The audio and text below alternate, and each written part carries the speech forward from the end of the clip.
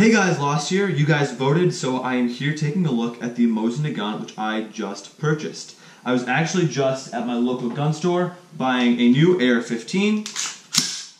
When I saw this guy on the shelf, I knew that I would be walking out with it. So, let's take a look. So this is pretty much the standard issue Mosin Nagant made in the Soviet Union. You'll be able to tell that it was made in the Soviet Union because of the markings up here and the fact that I think it is 47.5 inches long, which was like the standard issue length for Soviet Union made Mosin Nagants. I think that's how it works. Again, I'm not a gun expert, so by any means, if you have to correct me in the comments, I would not be offended at all. So for anybody who's played like Call of Duty or Daisy Standalone or seen any World War II movies that saw the Soviet Union using Mosins, this is pretty much the standard issue Mosin that would be used. Now, the serial number up here and on the bottom here on the internal magazine are different because it is used, and I'm guessing the parts were switched out at some point. It is in good condition. The bolt still works really well.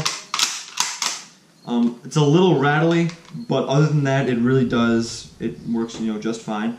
There's no safety on this gun. The only safety would be when you switch the bolt up. It doesn't fire then. That's about the only thing. And also, if you were aiming down the sights, you wouldn't be able to see anything anyway because of the bolts right here. So I'll take a look the best I can. You can see the Soviet star right there. It says 1939, so it was in fact made in the Soviet Union. Now I'm not sure if that is when this gun was specifically made or just like when this model was made. Down here, it does say Georgia. It's kind of faint with some pretty sketchy, looking writing. But Georgia was a former state of the Soviet Union, so it was, this is a genuine gun. Now, one thing I did not mention was the fact that this thing came with a bayonet. Now, this was not on the shelf when I bought it. I didn't know I was getting this bayonet with it until the guy walked back from behind the counter with a bayonet in hand. You can imagine my excitement. By the way, the serial number also does not match up with other parts of the gun, so kind of some things that have been changed around. But it's really easy to put on the gun. It's got a little spring button here which just makes it clip right onto the barrel. You slide it right onto the top like that and then just push in and give it a turn, and there you've got the bayonet locked right on the gun. And you can still shoot and everything, stab something, shoot it. It works just fine. Only the tip is sharpened, not the rest of it, so I'm not going to cut my, I can run my fingers on here a whole bunch. It's not going to cut my hand. The tip, it'll stab you. I actually took the time to sharpen it. Not that it was like terribly dull in the first place, I guess, but it's a bayonet. It can do some stabbing. Okay, so here we are outside. This is the 7.62 by 54 round that the Mosin shoots, and for reference, here's a 9mm and a 5.56. So you can get a little bit of a size reference. The 7.62 is not a small round by any means, and it definitely shocked me when I shot it for the first time. So this is what's going down range. All right, I'm good.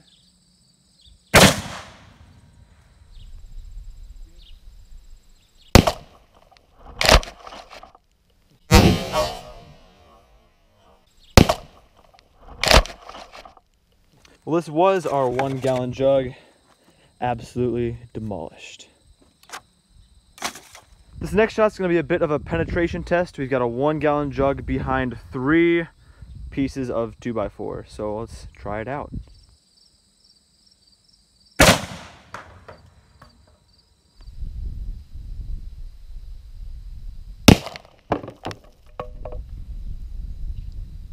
You don't care about no wood. Yeah.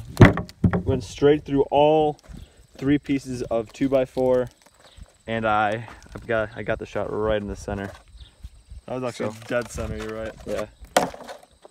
Got it! Okay, well, we should have known that 3 2x4s was not going to test this gun, so we now grabbed 2 jugs to shoot at, plus 9 2x4s and a piece of cinder block, so hopefully that will give the gun its match.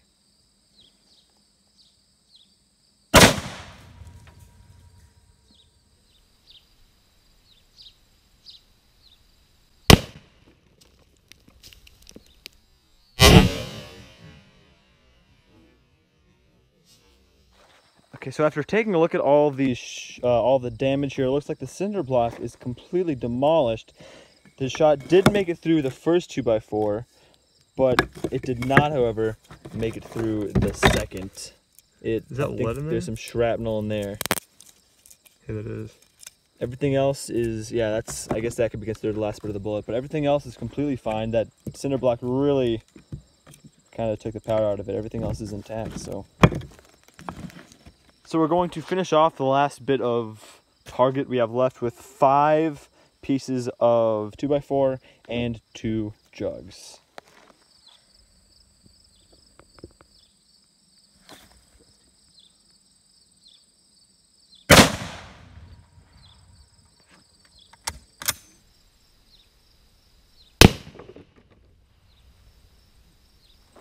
All right, so we've got 1 hole, 2 hole, 3 hole, 4, and it's in there. It's locked in there. Look at that. Well, there's the bullet. Oh, it's still hot. Okay, you pick it apart. That's pretty warm.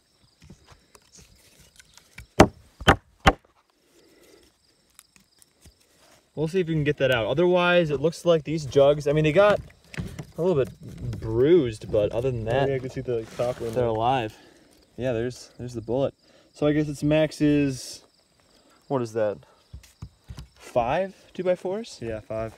4.5. That's one way to do it. Thank you guys for watching. I hope you guys enjoyed this video. Subscribe for more content like this. I may be doing more fun gun reviews like this in the future. So I hope you guys enjoyed. See you guys later.